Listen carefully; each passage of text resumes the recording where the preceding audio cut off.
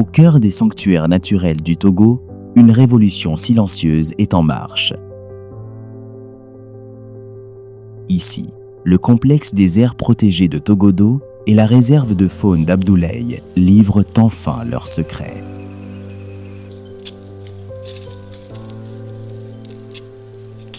Cette activité est basée sur la science et la technologie et réalisée dans le cadre de la réforme de la gestion des aires protégées portée par le ministère de l'Environnement, des Ressources forestières, de la protection côtière et du changement climatique à travers le PAL-CC+ Inclure, financé par l'Union européenne et le gouvernement togolais et mis en œuvre en partenariat avec LuxDev.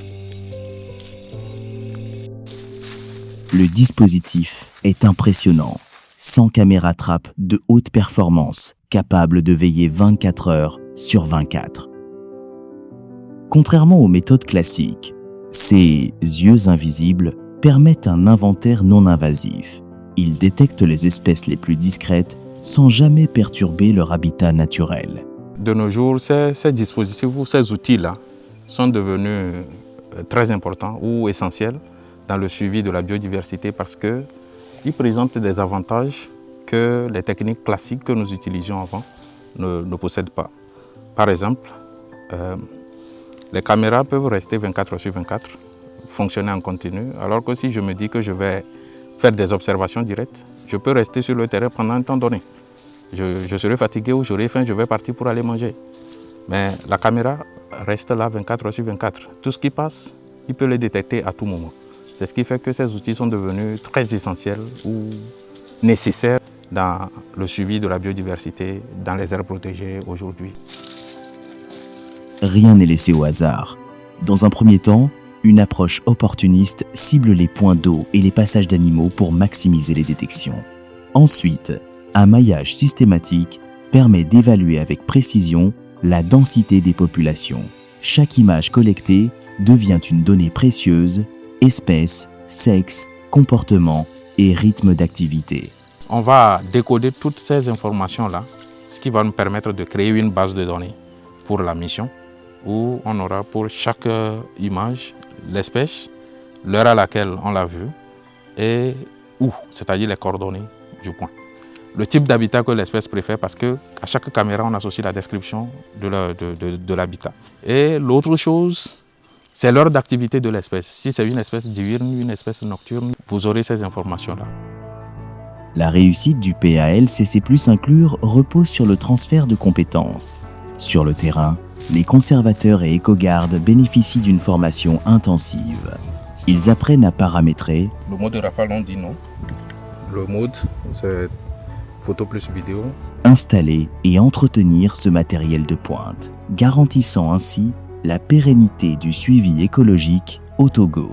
Effectivement, le consultant, quand il était venu pour faire le travail, il nous a renforcés en capacité en nous montrant cette technique, comment il faut placer l'orientation de ces caméras-là.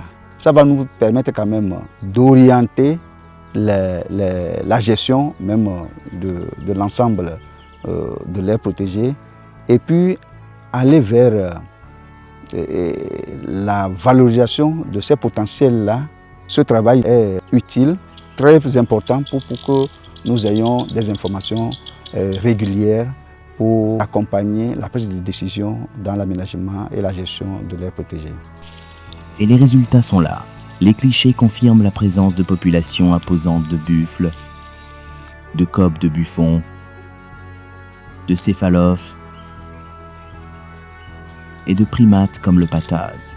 Des espèces que l'on soupçonnait sans jamais avoir pu les prouver scientifiquement sont aujourd'hui documentées. Au cours des travaux, un miracle a été opéré dans la réserve de faune d'Abdoulaye.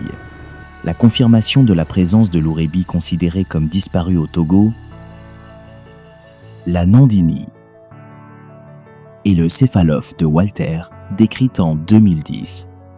Mais l'inventaire faunique n'est pas sans risque. Entre les défis logistiques et la menace permanente du braconnage ou du vol de matériel, la vigilance est de mise.